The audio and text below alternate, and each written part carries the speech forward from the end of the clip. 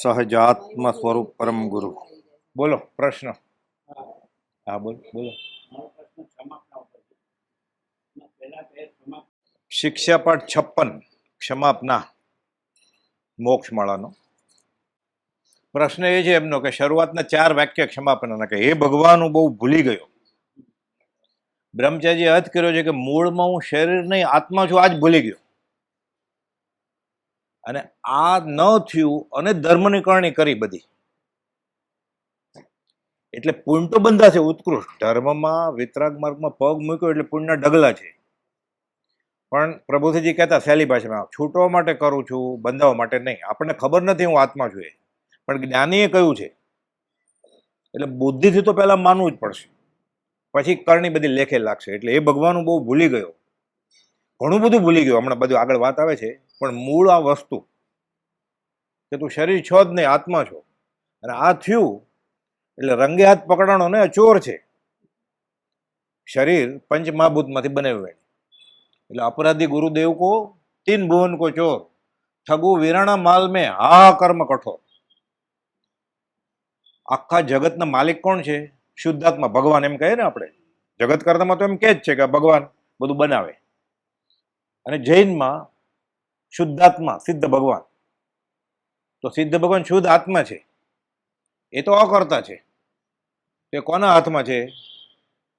સંકિત જેને થયું છે, જેને આત્માનો અનુભવ થયું છે, એટલે સહજ આત્મ સ્વરૂપ પરમ ગુરુ છે, એને શુદ્ધ આત્મા મળી ગયો જ ને. એટલે શુદ્ધ આત્મા સિદ્ધ પદ ભગવાન એને માલિક છે ગુરુજી. એટલે પ્રથમ નમો ગુરુ રાજને. એટલે ગુરુ ભગવાન કરતા મોટા છે કહેવા માટે નહીં, આ એમ જ છે અધ્યાત્મમાં. કેમ કે મૂળ ભગવાન જે છે આકાશી ભગવાન એ અકર્તા છે, આત્મદ્રવ્ય એ હાંસલ કર્યું છે, આત્મા અનુભવાઈ ગયો છે જ્ઞાનીને. એ 3 લોકોના નાથ એના વશ થઈ ગયા જ ને. કોને? સજાત્મ પરમ ગુરુને, સમકિતિ ગુરુને. એટલે કુપોલ 213 લખ્યું છે ત્રિલોકના નાથ જેને વશ થયા છે. એટલે આ જગતના માલિક ભગવાન હતા, પણ ભગવાન કોના વશમાં છે? ગુરુજીના. તો 3 લોકોનો નાથ હવે કોણ થઈ ગયો? ગુરુજી. એટલે અપરાધી ગુરુદેવ કો 3 ભુવન કો ચોર, ઠગુ વીરાણા માલ મેં. પેલા આ ચોરીનો માલ છે અને એમાં છેતરપિંડી કરે પાછો. એક તો લૂંટાયેલો માલ છે, ચોરેલો, અને એમાં પછી ઠગારી કરે છે. ઠગુ વીરાણા માલ મેં હા કર્મ કઠોર. આજ હું ભૂલી ગયો. એટલે કરતા ભાવ નહીં જાય ત્યાં સુધી જીવનું સંસાર પરિભ્રમણ ચાલુ રહેશે. આજ હું ભૂલી ગયો. એટલે ધર્મની બધી જ કરણી જેમ કરે છે એ જ કરવાની છે, ખ્યાલ બદલીને, અભિગમ બદલીને. એટલે હવે દેરાસરમાં જાય સમજ શિખર કે પાલીતાણા કે મારે આદિનાથ ભગવાનને ઓળખવા છે, અજીતનાથ ભગવાનને. તો શ્રીમદ રાજચંદ્ર નહીં ઓળખે તો આદિનાથ ભગવાનને કેવી રીતે ઓળખે? એટલે પ્રથમ નમો ગુરુ રાજને જેણે આપ્યું જ્ઞાન, જ્ઞાને વીરને ઓળખ્યા. ટળ્યું દેહ અભિમાન. આ દેહ અભિમાન છે એ ટળે કે હું શરીર છું. આ મોટા મોટું અભિમાન આ છે. બીજા બધા અભિમાન બહુ છે એને, પૈસાના, રૂપના, ભણતરના, ઘરના. પણ એ બધા બહુ લાંબો કાળ ચાલે એવા નથી, કેમ કે એની કરતા બીજા સવાશેર મળે છે. મોટા મોટું અભિમાન અનાદિકાળ થઈ જાય જીવને, દેહ અભિમાન. એ નહીં થાય ત્યાં સુધી સમાધિમાં આવે જ કેમ? એટલે સૌભાગભાઈને ગોપાલભાઈ લખ્યું છે કડી, દેહાભિમાને ગલિતે વિજ્ઞાતે પરમાત્મને યત્ર યત્ર મનો યાતિ તત્ર તત્ર સમાધે. પછી શાંત થાય, પછી ધર્મની બધી કરણી લેખે લાગે. પછી એ ભગવાન હું બહુ ભૂલી ગયો. એટલે મોટા મોટું આ ભૂલી ગયો, અને પછી બીજું બધું ઘણું બધું ભૂલી ગયો. એ ગોપાલભાઈ આમાં લખ્યું છે બધું. 20 દુહામાં લખ્યું છે. 20 દુહામાં જે શું શું કરવું જોતું તે ન કર્યું, નથી નથી નથી 40 વાર કહ્યું. અને યમ નિયમમાં 20 વાર ખોટી રીતે કર્યું. કરવાનું જ હતું, ખોટી રીતે કર્યું, આજ્ઞા વગર કર્યું. એ બધું બધું ભૂલેલું જ છે. એ ભગવાન હું બહુ ભૂલી ગયો. આનો આનંદ આવે એવો પ્રસંગ બનેલો છે. આદર્શ 2 જણા ઝઘડો કરતા હતા અને પ્રભુસિંહ ઉપર રહે એટલે અવાજ આવે બહુ, બુઆ બૂમ, ગાળાગાળી કરો. એટલે પ્રભુસિંહ બહાર આવ્યા રજોડ લઈને. શું કરો છો? અને મને ગધેડો કહ્યો. કે અમે આટલા વખતથી કહીએ તું આત્મા જો મનાતું નથી. એને એક જ વાર ગધેડો કહ્યું, એમાં આટલું બધું. જાઓ ભક્તિ કરવા માંડો, 20 દુઆ ગાવ ગઈ. એટલે એ ભગવાન બહુ ભૂલી ગયો. આ થાય એટલે ઠરી જાય ને જીવ. એટલે બ્રહ્મચારી અર્થ કર્યો છે ક્ષમાપણ કે મોક્ષમાળાના 108 પાઠમાંથી આ એક જ પાઠમાં કુપોલદેવે છેલ્લે ઓમ શાંતિ શાંતિ શાંતિ લખ્યું છે. આ ક્ષમાપના થાય ને તો જીવ વિભાવમાંથી સ્વભાવમાં આવી ઠરી જાય. એટલે એક જ પાઠમાં શાંતિ લખ્યું છે. એ ક્યારે થાય? ભૂલ નીકળી જાય ત્યારે. પણ મોટામાં મોટી ભૂલ કુપાલદેવ વચનામૃત 500માં કહ્યું છે. કઈ ભૂલ છે? કે મુમુક્ષતા જ નથી આવી, જીવને છૂટવું જ નથી. આ બધું બરોબર જ છે. ધર્મ કરણીય કરવી છે એના ખ્યાલ પ્રમાણે, પોતાના ખ્યાલ પ્રમાણે, કુળના ખ્યાલ પ્રમાણે, સંપ્રદાયના ખ્યાલ પ્રમાણે, બાપદાદા કરે એ ઓગે ઓગે કરવું છે. જ્ઞાનીને લક્ષ્ય કરવી જ નથી. એટલે કુપાલદેવ કહે છે ભગવાન એટલે વર્ધમાન સ્વામી, ત્યારે હજી મહાવીર સ્વામી નથી થયા, કે સર્વસંગ પરિત્યાગ કરીને પછી પાછા 12.5 વર્ષ મૌન પણ વિચર્યા. ભૂલ કઈ બાકી રહી ગઈ? અનંત કાળથી પરિભ્રમણ જીવને છે તો શું ભૂલી ગયો? એ છૂટવું જ નથી, અને ઉપયોગ જ ભૂલી ગયો. આ મૂળ વસ્તુનો ઉપયોગ, કે હું ક્યાંક એવી વસ્તુ છું કે શરીર નથી. આ આચરણ સૂત્રનું વાક્ય છે કે આ જે ઉપરથી આવ્યો છે, નીચેથી આવ્યો છે, ઉત્તરથી આવ્યો છે, દક્ષિણથી આવ્યો છે, પૂર્વથી કે પશ્ચિમથી, આ નથી જાણતો. આ પ્રગટ મિથ્યાત્વી છે. એમ ભગવાન મહાવીર ગૌતમ ગણધરને કહે છે. અને જે જાણે છે એ સમકે તો આપણે અનુભવ નથી, પણ જ્ઞાનીનું માનવું જ પડશે કે ક્યાંકથી આપણે આવ્યા છીએ અને ક્યાંક જવાના છીએ. હજી એટલું નથી થતું આપણને. એટલું થતું હોય તો એને નેણ વેણ થઈને બદલી જાય ને. પછી ન ખાવાનું ખાય નહીં, ન પીવાનું પીવે નહીં, ન કરવાનું કરે નહીં. એટલે આપણે કહીએ છીએ, આપણે માનીએ છીએ, પણ કુપાલદેવને જાતિસ્મરણ જ્ઞાન હતું એવું આપણે માનતા નથી. કે માનતા હોય તો પછી આપણે ફરક પડે ને, કે એને હતું ને આપણે કઈ પૂર્વભોગ ન હોય એવું થયું ને. તો પછી કે એને હોય આપણે ન હોય પૂર્વભોગ, એટલે બફમ છે ને. એ ભગવાન બહુ ભૂલી ગયો. હવે અહીંયા કહે છે મેં તમારા અમૂલ્ય વચનને લક્ષ્યમાં લીધા નહીં. આ બધા વચન, એક વચન ખાલી કે એક સત્પુરુષને રાજી કરવામાં આખી જિંદગી ગઈ તો એનો 16મો ભાવ નથી, એને ગળે ઉતરતું જ નથી. તો તમે શું ગાયું પ્રથમ નમો ગુરુરાજને? હમણાં ગાયું ને આખું?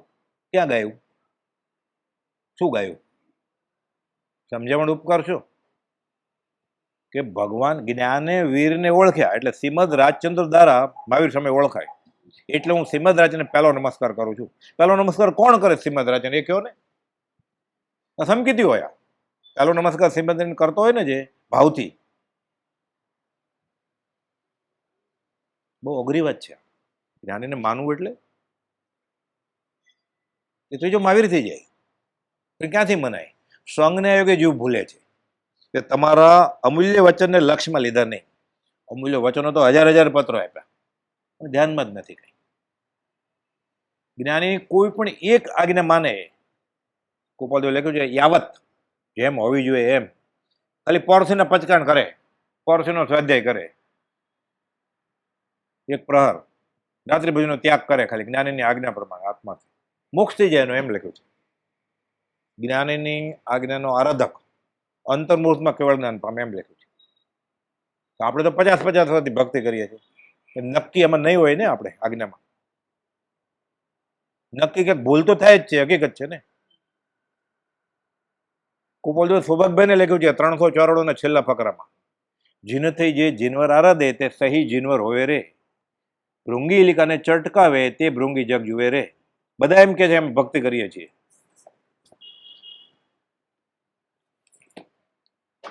394 છેલ્લો ફકરો. એટલે નક્કી જ્ઞાનીના વચન લક્ષ્યમાં લેતો નથી. આ મોટી ભૂલ છે એની. જીન સ્વરૂપ થઈ જીન આરાધે તે સહી જીનવર હોવે રે. આ સૌભાગભાઈ ઉપર પત્ર છે. આનંદધનજી અને બીજા જ્ઞાની પુરુષો એમ જ કહે છે. અને વળી જીન બીજો પ્રકાર કહે છે કે અનંતવાર જીન સંબંધી જે ભક્તિ તે કરવા છતાં જીવનું કલ્યાણ થયું નહીં. એટલે આપણે જ વાત કરે જ ને. કેટલા દેરાસરમાં કેટલા તીર્થોમાં જઈ આવ્યા આપણે, કેટલી મૂર્તિઓને નમસ્કાર કર્યા આપણે.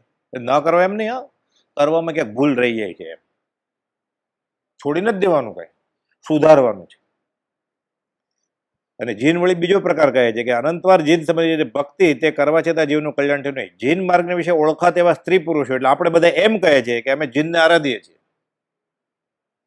કોકને આપણે એમ કહીએ તો આવતો હોય વર્ષોથી મંદિરમાં ઘાટકો પર કે અગાસ કે વડવા કેમ કે તમે મુમુક્ષુ છો જ નહીં, એમ કહીએ તો ગાળ જ દે ને. કુપાલદેવ અહીંયા સર્ટિફિકેટ આપે છે, સૌભાગભાઈ લખ્યું છે.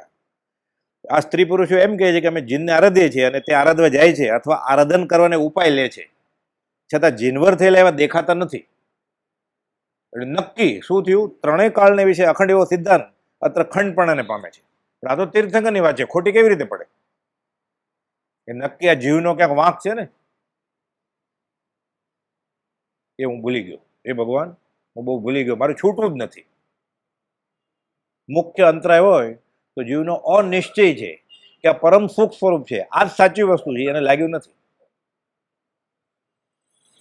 એટલે કોકને એમ ક્રિકેટનો શોખ હોય, કોકને ગાવાનો શોખ હોય, એમ કોકને લખવાનો શોખ હોય, કોઈને બોલવાનો શોખ હોય, પણ ત્યાગનો ઉદય એટલે ત્યાગ કરી નાખે. સદગુરુ લક્ષ્ય થાય એ ક્રિયા તો સમકિત્તને ભાખ્યું કારણ ગણી કરતા. એટલે ઘણીવાર ત્યાગ ને વૈરાગનો ઉદય આવે એટલે ઘર છોડી દે, બાવો થઈ જાય. જૈનેતરમાં હોય જ છે ને, જૈનમાં હોય છે. પછી ઘરે કરતો એ જ ત્યાં કરે, એના કરતાં વધારે ખરાબ કરે. કેમ?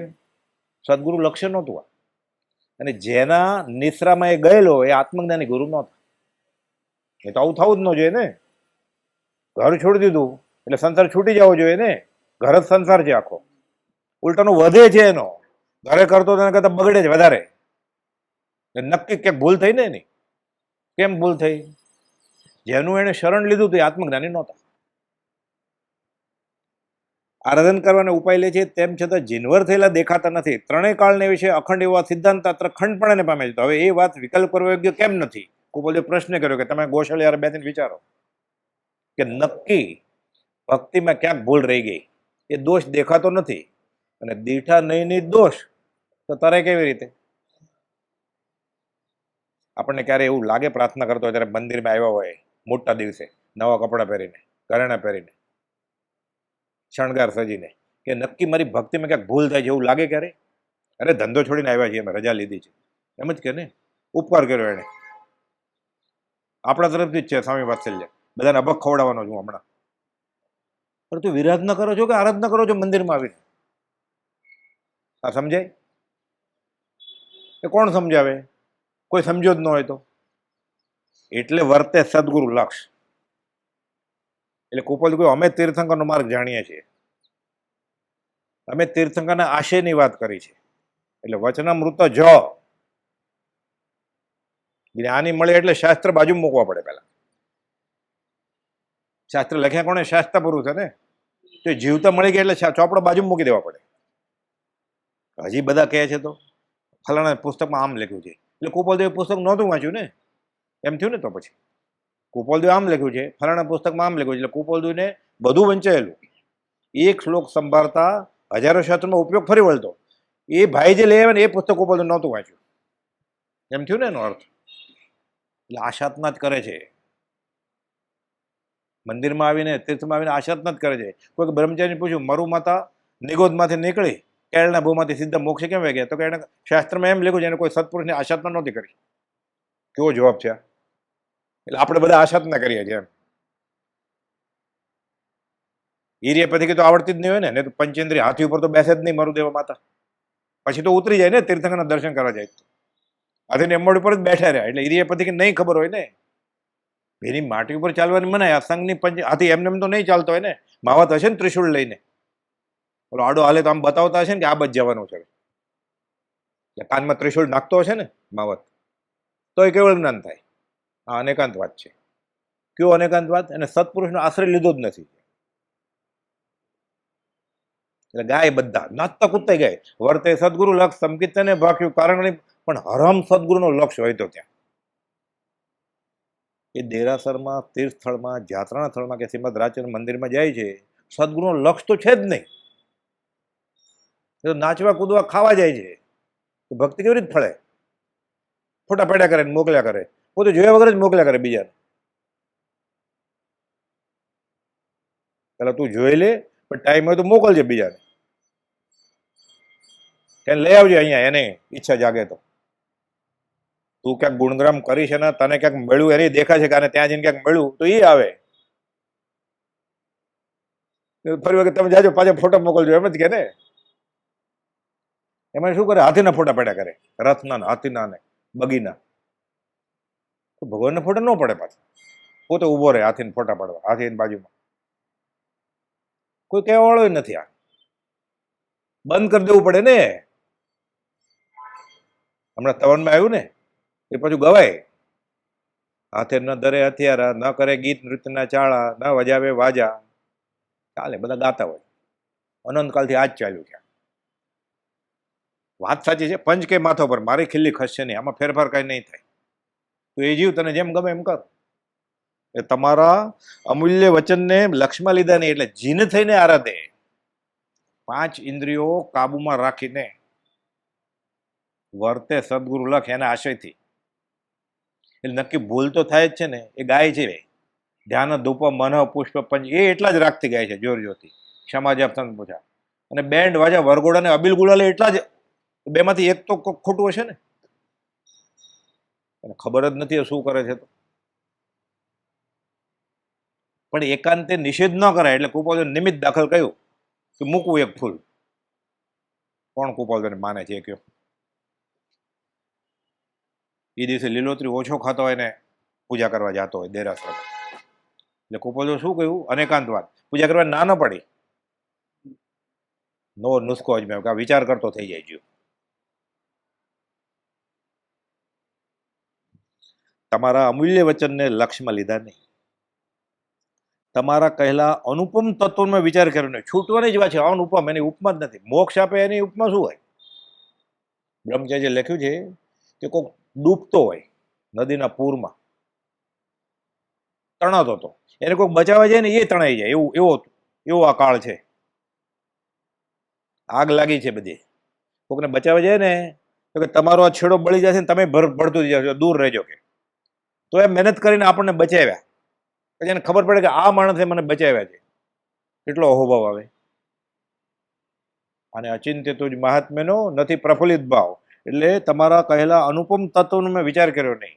આત્માના અનંત આનંદમાંથી બહાર આવીને આખો મોક્ષ માર્ગ કયો હોય સમજાયો. આખો 14 પુરોનો સાર, મોક્ષમાળા, આત્મસિદ્ધિ, 1000 પત્રો. તમને કોઈ પણ સંશય વિતરાગ ધર્મ કે કોઈ પણ ધર્મમાં પેદા થાય એનો જવાબ છે જ ને આત્મસિદ્ધિમાં. દેવદેવને માનવા કે નહીં, દોરા ધાગા કરવા કે નહીં, બાદળિયા કરવા કે નહીં, જ્યોતિષ કુંડળી કરવી કે નહીં, વ્રત જપ તપનું ભૌતિક ફળ મળે કે નહીં, બધાનો જવાબ છે ને આમાં. સૌભાગભાઈને કહ્યું તમે પૂછજો, અમે જવાબ આપશું. સૌભાગભાઈ માગતા હોય ક્યારે? આ કાળમાં પાઠ ઉપર બેસીને કુપોલદેવને ઉપદેશ અપાય એવું નહોતું, કેમ કે દીક્ષા નહોતી લીધી. નવો નુસ્ખો જ મેળવ્યો. સૌભાગભાઈ તમે પૂછજો, હું જવાબ આપીશ. ગૌતમ ગંધર પૂછે. ગૌતમ ગંધર નહોતા જાણતા, બધું જ જાણતા હતા, તદ્ભુવ મોક્ષગામી હતા. આપણે માટે પૂછ્યું, ભાઈ તમે જવાબ આપે. ગૌતમ પૂછ્યા. સૌભાગભાઈ બધું જ જાણતા હતા. કુપોલદેવ નહોતા મળ્યા ત્યારે સૌભાગભાઈ આગમ તો વાંચતા જ હતા. જઈને તનું તો બધું ભાગવત બધું મોઢે હતું. એને અષ્ટાંગ યોગના પ્રયોગ શીખવાના હતા ગોશાળા સાથે. શરૂ કરી દીધેલું. પછી કુપોલદેવ મળ્યા અને અટકી ગયા. નહીં તો જાદુગર થઈ જાત. ગોશાળા તો કરતા જ હતા. એટલે સૌભાગભાઈ લખે છે કે વાંચવાનું બાકી નથી. આત્મસિદ્ધિ તમે મોકલાવી, બીજું કઈ શાસ્ત્ર વાંચવું નથી. એમાં બધું જ આવી ગયું. જે ખુલાસા 50 વર્ષ ન થાય એ અમારે થઈ ગયા છે. બીજું કઈ માગવું જેવું છે નહીં કઈ. જે જાણવું તો એ જાણી લીધું. હવે બીજું વાંચીને શું કામ છે કે અમારે? અને તમે જેવાને ઓળખ્યા છે બીજું શું કામ છે અમારે? આ શ્રદ્ધા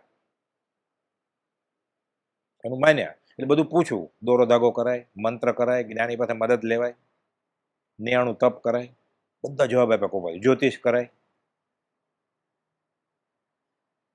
આપણે બેસે છે તમારા અમૂલ્ય વચનને લક્ષ્યમાં લીધા નહીં. મિથ્યાત્વ છે. એટલે કુપોલદેવ લખ્યું દેવદેવની તુષ્માનતાને શું કરશું? પ્રભુજી કહેતા બાપ બતાવ નહીં તો શ્રાદ્ધ સાર. જો બાપા જીવતા હોય તો બતાડ, મરી ગયા હોય તો એનું શ્રાદ્ધ કર. ના હું તો મોક્ષ માગું છું. મોક્ષ તો એની પાસે છે જ નહીં. દેવ પાસે મોક્ષ કોની પાસે છે? તીર્થંકર પાસે, વિતરાગ પાસે. તો એની પાસે માગવો જોઈએ ને. એટલે કુપોલદેવ લખ્યું દેવદેવની તુષ્માનતાને શું કરશું? ના પણ આપણે પણ ના પણ શું? ના પણ શું? ક્યાંક છે ને પણ વચમાં એને. એ પણ એ અંતરાય છે મોટો અનંતનું મંદિર. આ ગૃહિત મિથ્યાત્વ છે. અગૃહિત તો હતું જ બધાને કે હું શરીર છું. ઘોડા, ગધેડા, ગાય, ભેંસને, તમને, મને, બધાને કે હું શરીર છું. અગૃહિત લીધું નથી, છે જ અનાદિકાલથી. મનુષ્ય ભવ પામીને ધર્મની કરણી કે દેવ દેવી મને વ્યવહારમાં સુખી કરે, આ ગૃહિત મિથ્યાત્વ છે. તમે એ ભગવાન ના પાડી છે તો હું તો એ કરું છું. તમારું આ અમૂલ્ય વચન છે. આ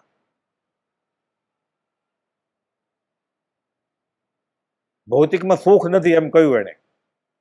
ગાય બેન્ડ વાજા ઉપર ગાય ને, હાર્મોનિયમ ઉપર ગાય, હાઈ ક્લાસ, લક્ષ્મી, અધિકાર, કુટુંબ પરિવાર વધે. એને માટે તો આખી દુનિયા લડે છે.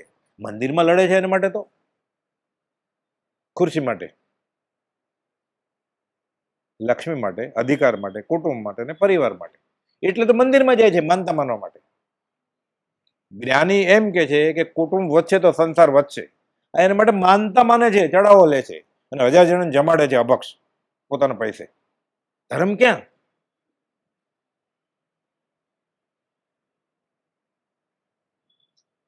શેવડો પડે એવી વાત છે ને. એટલે ધર્મ ક્યાં છે? કબીર કહે છે ધર્મ મંદિરમાં, ડુંગરની ટોચે, નદીના પેટાળમાં, ઝાડના પાંદડામાં, ફૂલના ડગલામાં, મૂર્તિમાં. ધર્મ ત્યાં હોય. આત્મા આત્મામાં સમાય જાય એ ધર્મ. એને અનુલક્ષી જો નિમિત્ત હોય એ જરૂરી છે. આપણે નિમિત્ત પાસે જીવ છીએ શુભમાં રહેવા માટે.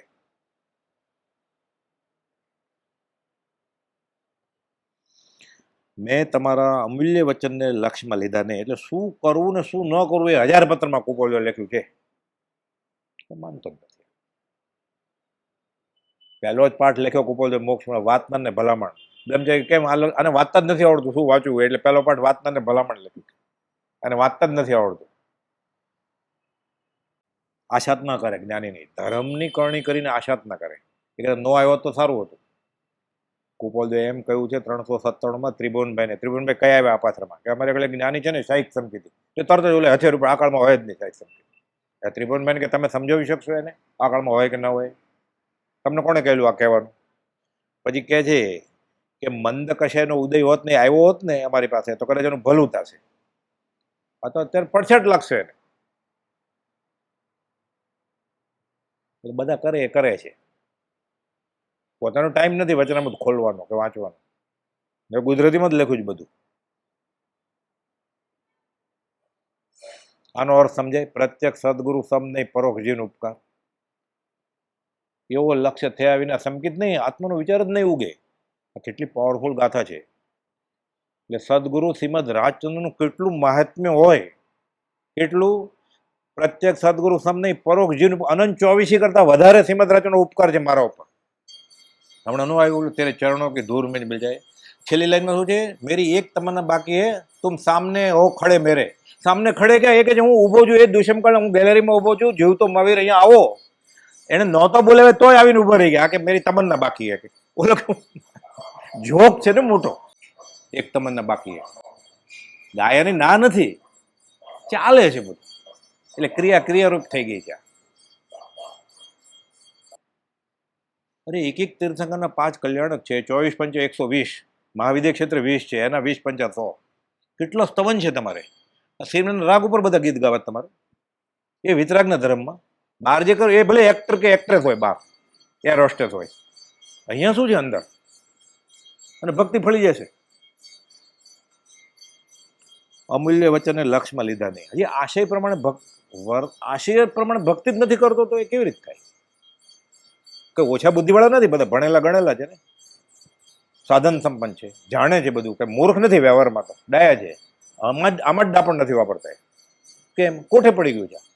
અનાદિકાળથી કોઠે પડી ગયું છે. એટલે પ્રભુજી કહેતા રીડો ગુનેગાર થઈ ગયો છે. ના ગમે છે બધું. 5 ઇન્દ્રિયો પોષાય ને, મજા આવે, આનંદ આવે. અને એને આશીર્વાદ આપે કે હા બરોબર છે. એટલે આને મને આશીર્વાદ મળે. પણ તું કોનો આશીર્વાદ લે? કુવામાં પડવા જાય એમાં આશીર્વાદ જોઈએ. તારે અમંગળ કામ કરવું છે, એમાં તારે આશીર્વાદ લેવા. એમાં સાધુને બોલાવવા પડે લગ્ન કરવામાં કે દુઃખી થાય બરોબર. પછી નિયમસરનો સ્વાધ્યાય ચાલતો હોય. એટલે કુંદકુન આચાર્ય મહારાજ લખે છે, બ્રહ્મચર્ય અષ્ટકનો પહેલો શ્લોક છે, પદ્મનંદી પંચ વિશંતિનો 26મા અધ્યયનો, કે વધે માત્ર સંસાર જેના પ્રતાપે, ચિરંકાળ જે દેહીને દુઃખ આપે.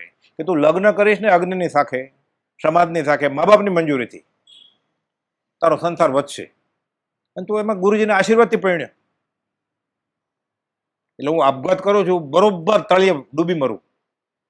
મારી લાશે ન મળે એવી રીતે મને છિન્ન ભિન્ન કરી નાખજો, એવો આશીર્વાદ આપો. એવું થયું ને? તો કે જા તથાસ્તુ. પામે તેનો સંગ તે બુડે ભવમાય. ગોપાલ બધું ભેદી લખ્યું છે.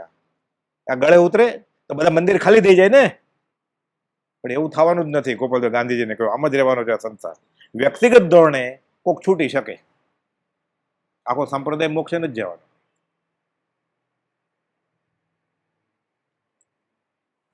મેં તમારા અમૂલ્ય વચનને લક્ષ્યમાં લીધા નહીં, તમારા કહેલા અનુપમ તત્વનો મેં વિચાર કર્યો નહીં. તમે શું વાત કરો છો તત્વની બધી? પછી સિદ્ધાંતિક વાત કરીએ તો આ બધું આવે, 6 દ્રવ્ય, 9 તત્વ, અને કોક પાપ પુણ્ય સાથે રાખો એટલે 7 તત્વ, એ બધું બરોબર. એક એક વાક્ય જ જ્ઞાનનું તત્વ છે છૂટવાનું.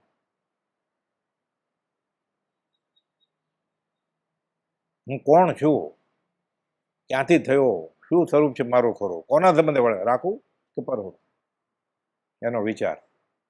આ 6 પ્રશ્નમાંથી અનાદિકાળથી આજ સુધીમાં હજી એકોય પ્રશ્નનો જવાબ મળ્યો નથી.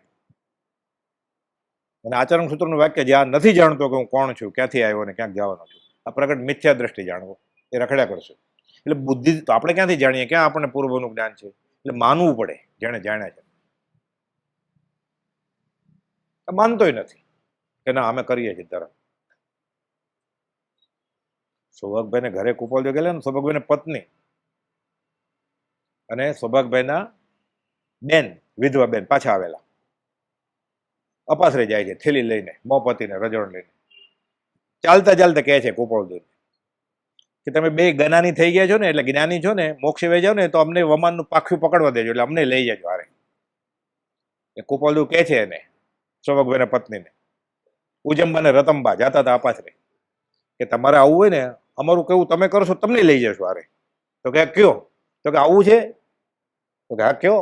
હાલતા હાલતા થેલીને બધું તૈયાર છે, આમ ઉતાવળમાં છે, અપાસરે સામાયિક કરવા જતા હતા. કે ક્યાં જાઓ છો તમે? તો કે સામાયિક કરવા. તો કે મસ્જિદમાં જાઓ. તો આ રાયચંદમાં તો દાંત કઢાવે છે, એટલે હસાવે છે એમ કાઠિયાવાડી ભાષામાં. એમ કરતા કરતા અપાસરે વયા ગયા.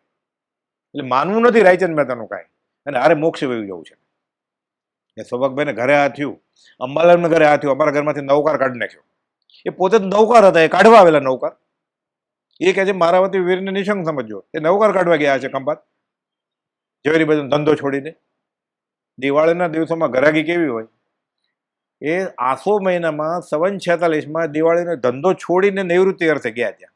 તો કે મારા ઘરમાં નૌકાર કઢાવી નાખ્યો લાલચંદ બાપા.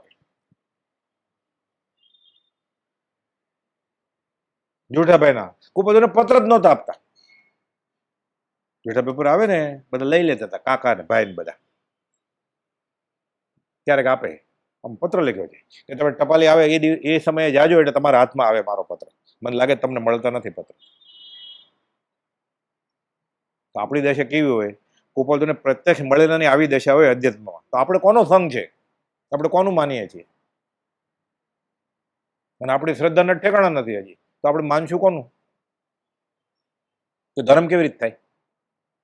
એટલે હું હાવ ભૂલી જ ગયો ને, એ ભગવાન હું બધું ભૂલી ગયો. તમે જે કીધું એમાંથી કાંઈ મને યાદ નથી, અને હું માનતોય નથી. આપતણો વિશ્વાસ દ્રઢ ને પરમ આદર નાય.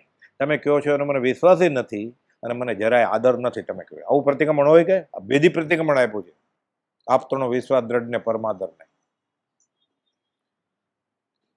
તમારા કહેલા અનુપમ તત્વનો મેં વિચાર કર્યો નહીં. આ જ્ઞાનીનું માનવું એ એટલે પહેલા કોઈ બોલે ઓળખાણ કરો. જેની પાસેથી ધર્મ માગવો તે પ્રમાણે પૂર્ણ ચકાસણી કરવાની. ના બરોબર છે, શ્રીમદ રાજચંદ્ર બરોબર છે, સાચું હું માનું છું. તો પછી એનું માનવું પડે ને, ધાકડે ધાકડ. લખ્યું છે વચનામૃત 21માં, મારું કહેલું ધાકડે ધાકડ માનશો? હું કહું છું એમ બધું કરશો, સગળું કરશો?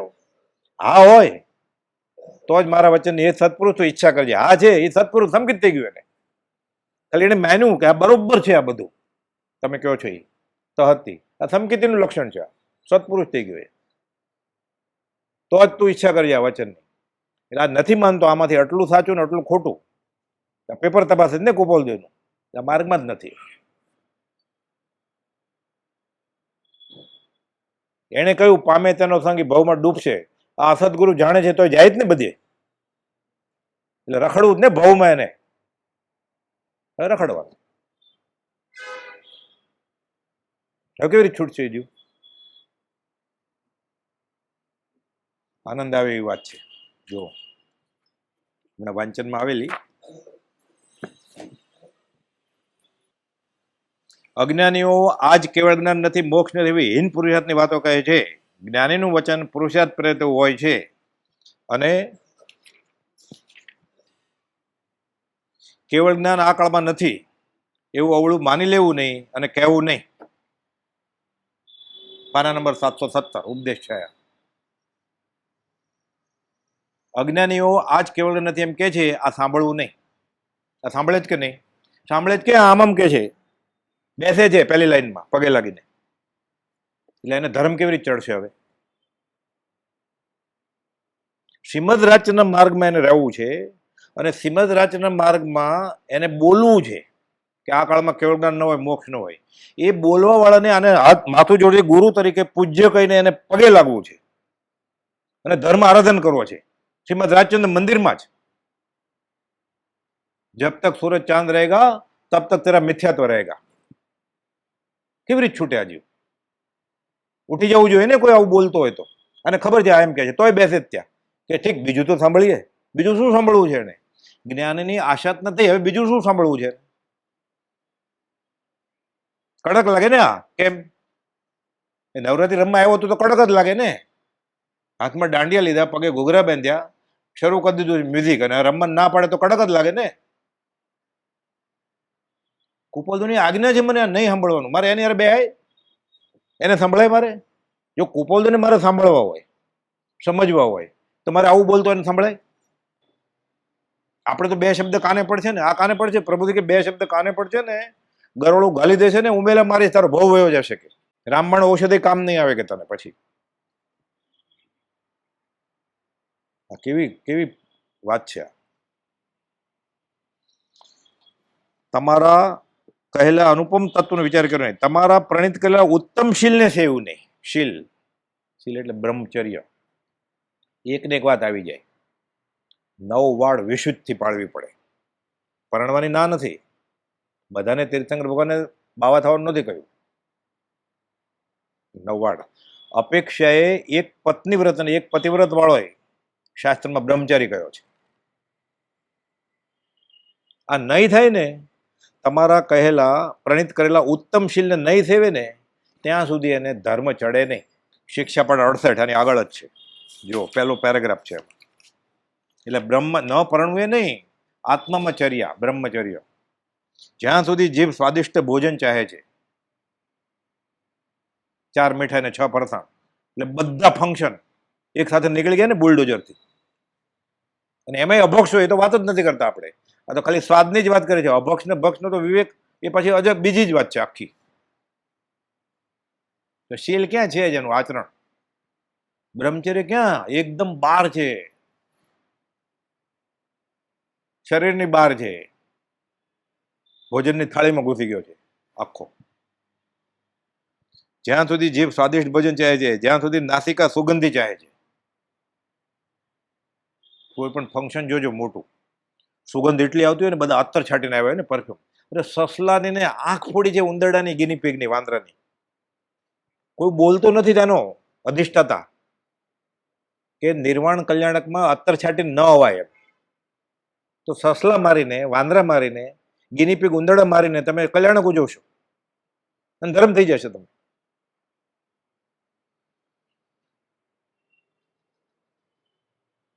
બોલતો નથી, શું છાંટા આવે છે પાછું, ત્યાં ઉભો હોય ફુવારો લઈને, લગ્ન પ્રસંગમાં ઉભો હોય ને એમ, અને ધર્મ થઈ જશે વિતરાગનો. શેરડો પડે એવું છે ને.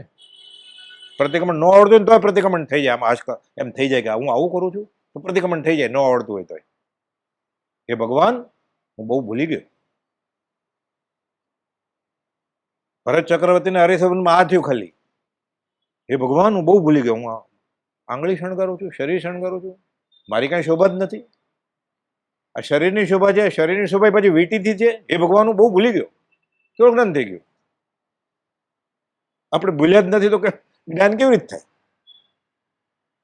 મારું મતા બહુ ભૂલી ગઈ.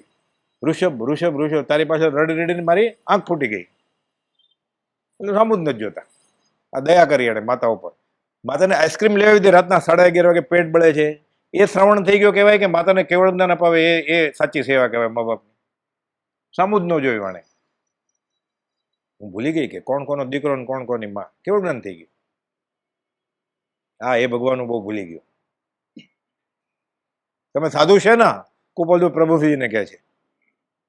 પ્રભુસિંહ કહે છે પરિજનો, હું કહેવાય ગયો કુપલદેવને, મેં એક છોકરું છોડ્યું ઘોડીએ, પત્ની છોડીને, મેં ઘર છોડીને હું સાધુ છું. એટલે કુપલદેવ ત્રાડું ક્યાં કે પ્રભુસિંહ લખે છે પુણ્ય પ્રકોપ પ્રકાશો કે ત્રાડું ક્યાં, કુપલદેવ ત્રાડું કે ક્યારે એક ત્રાડું ક્યાં. તમે સાધુ છે ને તરત જ કહેજો હું સાધુ નહીં, હું બહુ ભૂલી ગયો, હું સાધુ નહીં. એ ભગવાન હું બહુ ભૂલી ગયો, હું સાધુ નથી.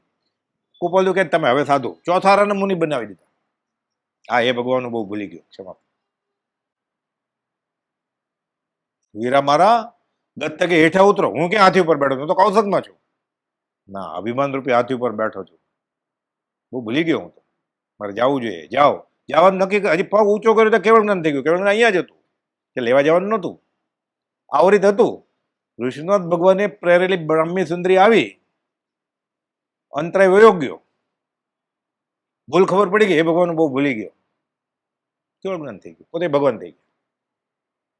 આ ક્ષમાપના છે. એ ભગવાન બહુ ભૂલી ગયો. તમારા પ્રણિત કરેલા ઉત્તમ શીલને સેવ નહીં. જ્યાં સુધી જીભ સ્વાદિષ્ટ ભોજન ચાહે છે, જ્યાં સુધી નાસિકા સુગંધી ચાહે છે, જ્યાં સુધી કોઈના લગ્નમાં જવું હોય તોય પરફ્યુમ ને અત્તર, અને કલ્યાણકમાં જવું હોય તોય પરફ્યુમ ને અત્તર, એ જ બટલી. એ જીવ બ્રહ્મામાં તને હિત કહું છું. તો ખરાબ લાગે ને કે સારું લગાડવા ગયો પાડોશીને બધા, તારી જેવા છે બધા. એને તારે જ્ઞાનીને સારું લગાડવું છે કે તારી જેવા બીજા છે એને સારું લગાડવું છે? આ ગયો જ નથી ધર્મ માટે.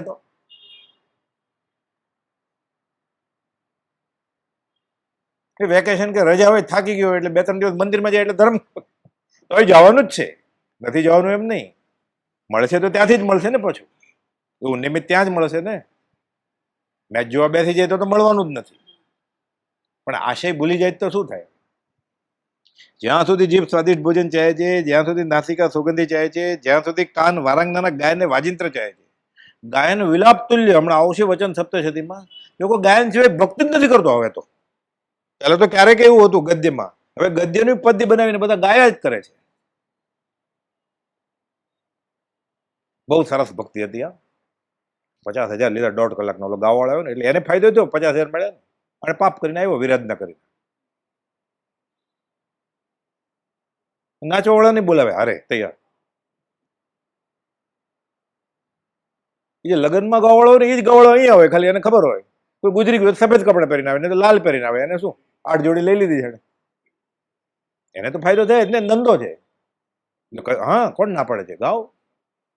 અહીંયા તો વાજિંત્ર વારંગના ગાયન ને એની વાત ચાલે છે. એટલે 5 ઇન્દ્રિયો પોષાતી હોય તો ન ચાલે. આત્માની સિદ્ધિ કેવી રીતે થાય? પણ 150 જણા બેઠા હોય તો ગદ્યમાં કેવી રીતે આવે? અને પહેલાના જમાનામાં શા માટે ગાવાનું આ બધું હતું? પ્રભુજીના વખતમાં અક્ષર જ્ઞાન જ નહોતું લોકોને. એટલે આત્માથી આખે મોઢે હોય, વાત તો ન આવડતી હોય. ભગવાન બાપા વાત કરતો આખી આલોચના મોઢે બોલે, બૃહદ આલોચના. વાત તો ન આવડતું હોય. 10 વૈકાલિક સૂત્ર આખું બોલે, વાત તો આવડતું જ ન હોય. આખી આત્મસિદ્ધિ બોલે, વાત તો આવડતું જ ન હોય. એટલે બધા ગાય. પછી ઘણા બધા હોય એટલે અલગ અલગ રાગે ગાય તો સારું નહીં. એક જણ ગવડાવે સારા રાગે એટલે બધાને સંભળાય, આકર્ષણ થાય, ઊંઘ ન આવે, કંટાળો ન આવે. આ તો બધી સિદ્ધાંતની વાત છે ને. રેતીનો કોળિયો છે વિતરાગનો ધર્મ. એટલે એકાંતે એમ આત્મસિદ્ધિ સમૂહમાં કરવાની ના નથી, ગાવાની જ છે સાથે બધા. ગદ્યમાં બોલે તો કંટાળો જ આવે ને. એમાં એનો રાગ ઓલો ગવડો થઈ ગયો હોય, મારે જેવો ઘોઘરો રાગ હોય તો કોને ગમે? અમે માંડ આવ્યો હોય પછી આવે જ નહીં ને. એટલે એમ એકાંતે ના નથી. પણ જીવને એમ છે કે આ 5 ઇન્દ્રિયો પોષાય અને બેન્ડ વાજા તબલા વાજિંત્ર હોય, શરણાઈ હોય, જેટલો વધારે અવાજ હોય, દાન તાન સ્વાદિષ્ટ ભોજન હોય, રંગ રાગ પરફ્યુમ, 5 ઇન્દ્રિયો હમણાં આવશે તો વધારે ધર્મ થશે. ત્યાં ના છે. ક્રિયાનો નિષેધ નથી, ક્રિયા જે રીતે થાય છે એનો નિષેધ છે. આત્મસિદ્ધિ ગાવાની જ છે, કરવાની જ છે. સમૂહમાં ગાય બધા 20 દુહા. તો આપણે ભૂલી ગયા હોય કે ઊંઘ આવી ગઈ હોય તો પછી ઉડે ને ઊંઘ, બધા ગાતા હોય તો સમજાય એવું છે. અને આમને સામને ગાતા હોય, હમણાં મારો વારો આવશે, મારો વારો, એમ થાય ને. કોઈ સારો માણસ બાજુ બેઠો ઠોંસાઈ મારે કે ઉઠતું, અને હું સુઈ જાઉં મને ઉઠાડી, આ તો કહી દઉં કે ઉઠાડતા નહીં એમ કહીને સુઈ ગયો હોય તો શું થાય પછી? ટેકો લઈને, પંખો ગોતે ટેકો ગોતે એવી રીતે જ બેઠો હોય મંદિરમાં, અને દરવાજાથી આમ એવી રીતે કોઈ ડિસ્ટર્બ જ ન કરે. એક હારે બધા જે બોલે ને ત્યારે અવાજથી ઉઠે, પછી એમ ન ચાલે ને. એટલે કે છે જ્યાં સુધી જીભ સ્વાદિષ્ટ ભોજન ચાહે છે, જ્યાં સુધી નાસિકા સુગંધી ચાહે છે, જ્યાં સુધી કાન વારંગના ગાયને વાજિંત્ર ચાહે છે, જ્યાં સુધી આંખ વન ઉપન જોવાનું લક્ષ્ય રાખે છે, જ્યાં સુધી ત્વચા સુગંધી લેપન ચાહે છે, ત્યાં સુધી તે મનુષ્ય નિરાગી, નિર્ગ્રંથ, નિષ્પ્રગી, નિરારંભી બ્રહ્મચારી થઈ શકતો નથી. એટલે બ્રહ્મચર્યા એટલે આત્માની સાધના કેવી રીતે થાય ને? બીજું શું છે, ગવાય ને આત્મસિદ્ધિ એટલે પાકું જલ્દી થઈ જાય. રાગમાં ગવાતી હોય ને એટલે એમને મેં ગુંજન કર્યા કરે તો પાકી થઈ જાય, ગદ્યમાં પાકી કરવી અઘરી પડી જાય. એટલે એકાંતે જ્ઞાની કોઈ વાતનો નિષેધ કરતા નથી, પણ આશય ભૂલી જાય એટલે પછી એવું થાય.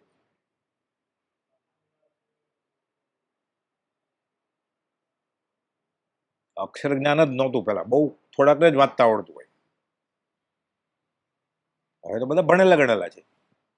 મંદિરમાં એવું લઈને આવે એટલે વચનામાં હું વાંચતો હોય ને ક્યારેક, એટલું આઈપેડ કાઢે, એમાં વચનામાં તો આખું હોય જ, કેટલામાં પાનું એટલે 730 એટલે તરત જ કાઢે એમાંથી. એટલે બરોબર છે કાઢે. એટલે હવે તો બધું સાધન એવા થઈ ગયા છે, એકાંત નિષેધ નથી ભલે, તો વાપરે તો ને આત્માર્થ. પછી 5 ઇન્દ્રિયો પોષવામાં વાપરે તો એનું ફળ એ પ્રમાણે મળે ને. એટલે તમારા કહેલ પ્રણિત કરેલા ઉત્તમ શીલને સેવ્યું નહીં. 9 વાડમાંથી એક પણ વાડમાં છિદ્ર હોય ખાલી તો એ સાધક ન બની શકે. એ તો ગાબડા પડ્યા હોય છે તો કેવી રીતે બને? પોતાને નહીં, પોતે જેને ગુરુજી માને છે નહીં. પછી ગાય જે 9 વાડ વિશુદ્ધિ ધરે શિવળ સુખદાય, ભવ તનો લવ રહે તત્વ વચને ભાઈ. તારો ભવ તો લવ રહેવાનો જ નથી ને, 9 વાડમાં ગાબડા છે. નિમિત્તવાસી જીવ છે ને. તમે ગેલેરીમાં ઉભો 8મે માળે, 18 વર્ષની એક રૂપસુંદરી છોકરી જાય અને 90 વર્ષની ડોશી જાય હાડકું ભાંગેલી લાકડીમાં રોતી રોતી, સરખા જ ભાવ હોય તમારા. સંઘની પંચેન્દ્રિય જીવ છે ને, નિમિત્તવાથી જીવ છે. સમકીતીને ના પાડી છે તો આપણે ક્યાં વાત કરવી? સમકીતીને ના પાડી છે તો મંદિરમાં આવું જ બધું હોય જ ને, તો ભક્તિ કેવી રીતે થાય? એ જ ઘરેણા, એ જ ઘરચોળા, એ જ સ્વાદિષ્ટ મીઠાઈ, એ જ નાચગાન, એ જ વાજિંત્રો, એ જ ફોટા વિડીયો, એ જ મ્યુઝિક, એ જ નાચવાનું. વૈરાગની વાત આવશે અને થશે નિમિત્ત. નીચું જોઈ જવું પડે, હાજરી આપવી પડે ને તો નીચું જોઈ જવાનું, છેલ્લી લાઈનમાં બેસવાનું. આ તો ગયો જોય દોડીને તો ક્યાં વાત કરવી? દાળ ભાત ખાઈને નીકળી જાય તો કોઈ ના પડે કે ફંક્શન કેન્સલ કરું છું? હા તો જુબા જપ કરતો હોય ને, અપૂર્વ અવસર એવો કે 1 વર્ષ યાદ રહે કે ત્યાં કેવું પડે મીઠાઈ.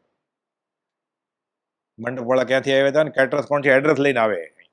ધર્મ ક્યાં? એ વાત કરી છે સહજાત્મ સ્વરૂપ પરમ ગુરુ.